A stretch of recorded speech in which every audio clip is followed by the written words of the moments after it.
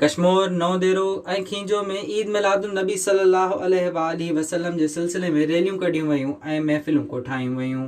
कश्मीर जी दरगाह आलिया भरचून शरीफ जे पीर साईं मियां अब्दुल रज़ाक जी रिहाइश गाह ते महफ़िल मिलाद मुनक़िद कई वई। नएं देरे में फ़कीर अब्दुल रज़ाक सपड़ो हाफ़िज़ आबिद चनो जी अॻवानी में गफ़ारिया मस्जिद खां रैली कढी वई। खींजो वेझो स्कूल जे शागिर्दनि पारां झंडा खणी रैली कढी वई। सरकार जी आमद मरहबा जूं सदाऊं लॻाईंदा रहिया।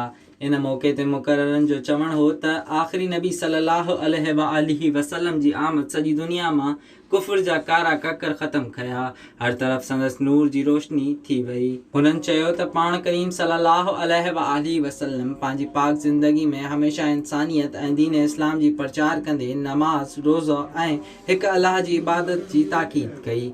संदन चवणु हो त मस्जिदनि मदरसनि ऐं घरनि खे सजायो पियो वञे।